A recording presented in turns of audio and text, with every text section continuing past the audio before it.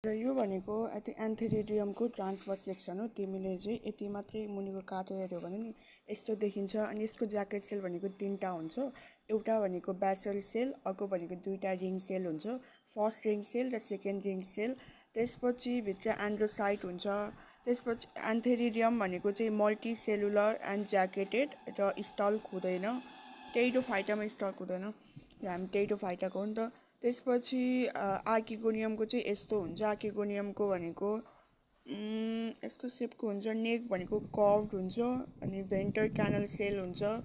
त्यसपछि नेक canal sale जिम्नोस्पर्ममा हुँदैन है। यहाँ चाहिँ एउटा सिङ्गल नेक क्यानल सेल हुन्छ। कस्तो भन्दाखेरि binucleated neck canal cell, binucleated single neck canal cell र नेक पनि कर्भड हुन्छ।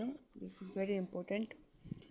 अब यो केटाको केटा भनेको प्रोटेन्डस हुन्छ। जेनरल केसमा के हुन्छ, केटा म्याचुर हुनुपर्छ किनकि केटी ठाउँमा जानुपर्छ नि। जेनरली कुनै कुनैमा चाहिँ प्रोटोगेनेस पनि हुन्छ हुन चाहिँ। त्यसपछि एन्ड्रोसाइटबाट चाहिँ ट्रान्सफर्म भएर एन्थेरोजोइड बन्छ र एन्थेरोजोइड भनेको यसमा मल्टिफ्ल्याजेलेटेड हुन्छ है। त्यसको फ्ल्याजेला हिँड्दै हिँड्दै गएपछि केटी ठाउँ पुग्छ, swim in the film of water, र यसलाई चाहिँ हामी किमोट्याक्टिक इफेक्ट भन्छौँ। सो यता किमोट्याक्टिक इफेक्ट, यहाँ चाहिँ स्पेसिफिक कुन केमिकल, म्यालिक एसिड है त। ब्रायोफाइटमा चाहिँ सुगर प्रोटिनहरू धेरै थियो। त्यसपछि यहाँ गएपछि जाइगोट बन्छ। जाइगोटलाई हामी स्पोर पनि भन्छौँ।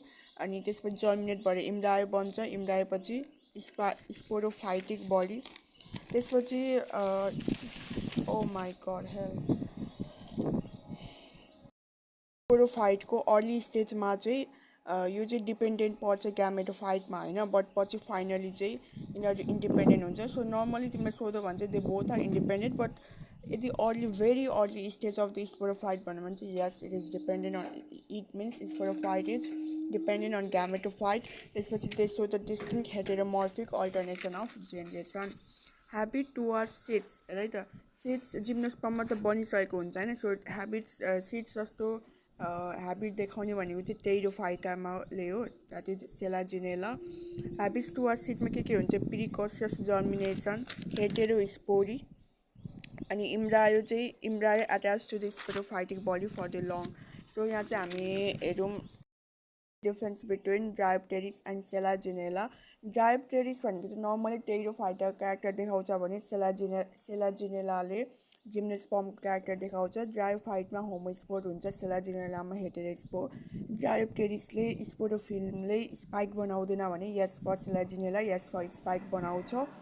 र ड्रायोप्टेरिसमा लेप्टोस्पोरेन्जेट, र यो चाहिँ एडभान्स हो भने सेलाजिनेलामा युस्पोरेन्जेट। ड्रायोप्टेरिसमा मल्टिफ्ल्याजेलेटेड, सेलाजिनेला बाइफ्ल्याजेलेटेड एन्थेरोजोइड। अनि no precocious germination in Dryopteris, precocious germination in Dryopteris.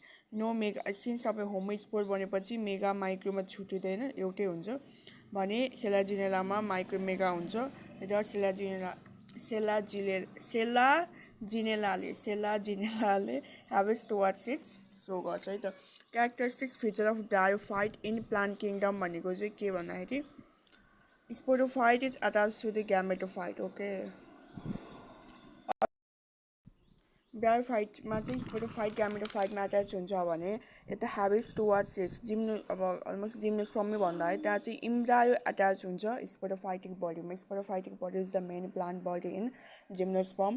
त्यसपछि कुन चाहिँ करेक्ट हुँदैन मार्केन्सियामा भनेको चाहिँ होइन, मार्केन्सिया फ्युनर है त। मार्केन्सिया चाहिँ छ हाम्रो सिलेबसमा। इन्भर्टेड आर्किगोनिया, यस इन्भर्टेड हुन्छ। जेमा कप्स फाउन्ड यो।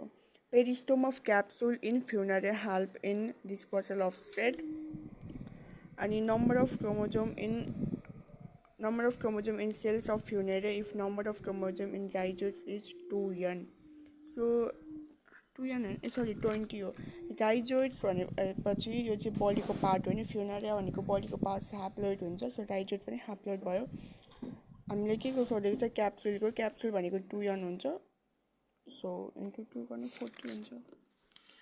During development of sporophyte in फ्युनारियाको डेभलपमेन्ट हुँदाखेरि फर्स्ट डिभिजन चाहिँ ट्रान्सभर्स हुन्छ। ओके, रिटर्ड सेल्स भनेको फ्लास्क सेप्ड कहाँ पाउँछ, स्पाग्नममा पाउँछ retort cells. What will happen if mature moss sporophyte is detached from the moss plant carefully. Okay, sporophyte चाहिँ मेन प्लान्ट होइन, moss plant, moss plant. Matured moss plant चाहिँ केबाट detach हुन्छ अरे? Moss plant carefully. Matured moss sporophyte चाहिँ moss प्लान्टबाट detach भयो भने के हुन्छ? ग्यामेटोफाइट मर्न चाहिँ मर्दैन, तर there will be no spore formation, apospory हुन्छ। स्पोरोफाइटले निकाल्दाखेरि ग्यामेटोफाइटको कुरा किन गरेको?